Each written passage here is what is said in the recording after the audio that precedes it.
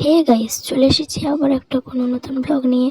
তো মকর সংক্রান্তি উপলক্ষে বঙ্গেশ্বরী তলাতে বঙ্গেশ্বরী মায়ের পুজো হয়, কত মেলাও বসে, দেখতেই পাচ্ছ কত মেলা। এখনো 3 দিন মেলা চলবে অবশ্য। আমরাও চলে এসেছি মেলা দেখতে, কত ভিড় দেখতেই পাচ্ছ। তো এখন আমরা চলে এসেছি মায়ের মন্দিরের কাছে। এতটাই ভিড় দেখতে পাচ্ছ যে এক জায়গায় দাঁড়িয়েই থাকতে পারছি না, ধাক্কিয়ে ফেলে দিচ্ছে।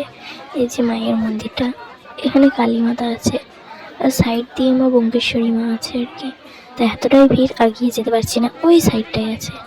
আর এই পিছন দিকটায় এটা শিব মন্দির, বাবা মহাদেবের মন্দির আর কি। এরপর আমরা মায়ের মন্দির থেকে চলে এসে একটু মেলার দিকে ঢুকছি। ওইখানে আর একটা মন্দির হচ্ছে, দেখতেই পারছো।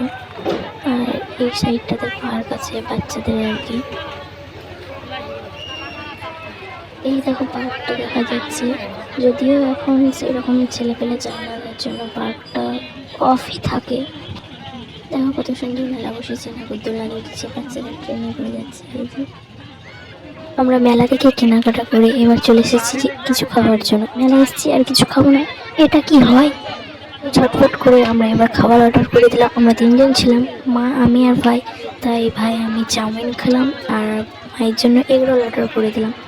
তো আমরা এখানে অনেকক্ষণ বসে থাকার পর আমাদেরকে চাউমিনটা অবশেষে দিল।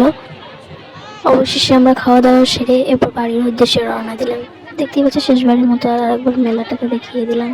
তো বাই বাই, এখানে আমার দেখা হচ্ছে পরে। আমি ততক্ষণ সাবস্ক্রাইব করে আমার পাশে থাকুন।